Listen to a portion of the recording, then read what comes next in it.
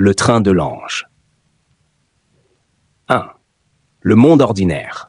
Zero Samin. Nous commençons dans une petite gare de campagne française, en hiver, sous la pluie et le vent froid. Le héros, Éloi, un jeune horloger de 28 ans, mène une vie monotone. Chaque jour, il répare des montres et observe les trains passer sans jamais monter dedans. Il rêve de voyages et d'aventures, mais sa peur du changement le retient. Éloi entend souvent des rumeurs parmi les villageois. Un train mystérieux n'apparaît qu'une fois par an, la nuit du 31 décembre, et disparaît avant l'aube. On dit qu'il conduit ceux qui montent dedans vers leurs vérités les plus profondes, ou parfois vers des destins imprévisibles. No. 2. L'appel de l'aventure. 5 10 000 nains. Un soir, en rangeant ses outils, Éloi trouve un billet ancien, inscrit avec son nom, daté du 31 décembre à minuit, pour un train qui n'existe officiellement pas. Intrigué et effrayé, il hésite. Doit-il ignorer ce mystère ou suivre son destin? Première surprise. Quand il parle du billet à son meilleur ami, ce dernier ne se souvient même pas de ce train, et le billet disparaît mystérieusement. Number 3. Le refus de l'appel, Dizzy Kinsman. Éloi tente d'oublier le billet, mais chaque horloge qu'il répare commence à s'arrêter à minuit, exactement comme le moment où le train doit apparaître. Il se sent poussé par une force invisible, mais sa peur du changement et du danger le paralyse. Petite tension. Il entend des voix dans la gare vide, des murmures. Éloi monte. Rencontre avec le mentor, 15-20 000. Le soir du 31 décembre, Éloi rencontre une mystérieuse vieille femme, Clémence, qui semble savoir tout du train. Elle lui offre un compas étrange, en lui disant « Ce train ne suit pas les rails du monde, mais ceux du cœur. Il ne montre qu'une seule fois par an ce que tu dois voir. » Surprise, le compas ne pointe pas le nord, mais une étoile imaginaire dans le ciel. Le passage du premier seuil, 20-25. À minuit, la gare s'illumine soudainement de lumière dorée. Dans un nuage de vapeur apparaît le train de l'ange, scintillant comme un objet vivant. Éloi monte à bord, laissant derrière lui sa vie monotone. Le train glisse hors du temps, traversant des paysages impossibles, forêts lumineuses, villes flottantes, océans dans le ciel. Surprise. Les autres passagers sont des versions de lui-même dans différents âges et vies qu'il n'a jamais rencontrées. 6. Les épreuves. 25-35. À l'intérieur du train, chaque wagon représente un défi émotionnel ou spirituel. 1. Wagon des souvenirs. Éloi revit ses regrets et ses joies d'enfance. 2. Wagon des illusions. Des mondes fantastiques apparaissent, mais certains sont trompeurs, mettant sa confiance à l'épreuve. 3. Wagon des choix. Il doit prendre des décisions morales qui affectent le destin des passagers qu'il voit comme des reflets de lui-même. Surprise. Une créature énigmatique, le conducteur masqué, lui propose un marché. Tu peux revenir chez toi à jamais, mais tu oublieras tout ce que tu as appris.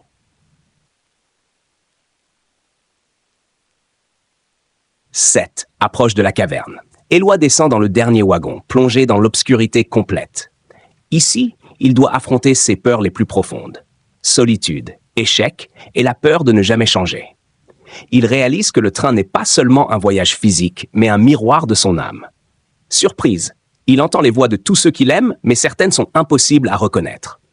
Twist émotionnel, il comprend que le véritable voyage est intérieur. 8. L'épreuve suprême, 40-50 000. Éloi doit choisir entre rester dans ce monde magique, où il pourrait vivre ses rêves éternellement, mais seul, ou retourner dans sa vie réelle, avec ses limites, mais capable de créer un vrai changement. Il choisit le retour. Au moment où il prononce son choix, le train se décompose en milliers de lumières, formant un ciel étoilé qui disparaît dans l'aube naissante. Surprise finale. Éloi se réveille à la gare. Le billet est à nouveau dans sa main, intact. Il réalise que tout le monde dans le village a un souvenir différent du train, mais tous ont été touchés. 9. Le retour avec l'élixir, 50-60 men. De retour dans sa routine, Éloi est transformé. Il répare toujours les montres, mais maintenant avec un regard neuf sur le temps et les moments précieux. Il ose enfin explorer le monde, rencontrer des gens et raconter son aventure, inspirant ceux qui vivent dans la peur de l'inconnu. Clôture surprise. La vieille Clémence passe devant lui un soir, sourit et disparaît dans la brume, laissant entendre « Le train reviendra quand tu seras prêt à le prendre à nouveau. Ambiance et technique pour 60 minutes. Rythme oral, 10 minutes de mise en place, 10 minutes d'épreuve, 20 minutes de voyage dans le train, 10 minutes de confrontation finale, 10 minutes de retour. Éloi était assis dans son petit atelier, entouré de montres qui tic-taquaient toutes en même temps, comme pour se moquer de lui. Ses doigts tremblaient légèrement en tenant ce billet ancien qu'il avait trouvé quelques jours plus tôt, comme tombé du ciel. Son nom était inscrit à l'encre noire, daté du 31 décembre à minuit, pour un train que personne, pas même les anciens du village, n'avait jamais vu. Au début, il pensa que c'était une plaisanterie, une erreur du destin. Mais plus il regardait le billet, plus il sentait une chaleur étrange parcourir ses mains, comme si le papier lui parlait. Il se leva, hésitant, et se mit à marcher dans la gare déserte, sous la pluie fine qui s'infiltrait entre les planches du vieux toit. La gare semblait plus grande que d'habitude, silencieuse mais vivante. Les lampes tremblaient et projetaient des ombres qui semblaient danser autour de lui. Éloi se dit « C'est ridicule. Un train qui n'existe qu'une fois par an, et si je montais dedans? Et si c'était dangereux?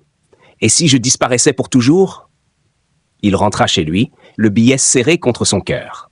Chaque tic-tac de ses horloges semblait lui répéter l'heure fatidique. Minuit, minuit, minuit. Le lendemain, il décida de montrer le billet à son ami Mathieu, le jeune facteur du village. Mathieu le regarda avec étonnement, fronça les sourcils et secoua la tête. « Éloi, ce billet, je n'ai jamais entendu parler de ce train. Tu es sûr de ne pas rêver ?» Éloi sentit un frisson lui parcourir l'échine. Quand il voulut tendre le billet à nouveau, il avait disparu de sa main, comme absorbé par l'air. Son cœur battait à tout rompre. Était-ce réel? Était-ce un signe? Cette nuit-là, Éloi n'arriva pas à dormir. Chaque horloge de son atelier se mit à s'arrêter à minuit pile, exactement comme si elles attendaient le moment où le train devait apparaître. Puis, des voix douces et étouffées commencèrent à murmurer dans la pièce. « Éloi, monte! Éloi, ton destin t'attend! » Il se leva, hypnotisé, et regarda par la fenêtre. La pluie avait cessé, mais la gare, au loin, semblait briller d'une lumière dorée irréelle. Le cœur d'Éloi s'emballa. Il sentait l'inconnu l'appeler, mais la peur le retenait. Et si je ne revenais jamais? Et si tout cela n'était qu'un piège? Il recula, tremblant, et s'assit à son bureau. La nuit avançait, et à chaque tic-tac de ses horloges, le monde autour de lui semblait s'effacer, comme si la réalité elle-même hésitait entre rester ou disparaître. À ce moment précis, Éloi comprit qu'il ne pouvait plus ignorer l'appel du mystérieux train. Une part de lui voulait rester, sûre et prévisible. Mais une autre part, celle qu'il n'avait jamais écoutée, brûlait d'envie d'aventure. C'est ainsi que se termina cette partie de son voyage. Le point de bascule. Éloi savait qu'il allait devoir choisir. Mais il n'avait pas encore décidé si son cœur serait assez courageux pour monter dans ce train qui n'apparaît qu'une fois par an.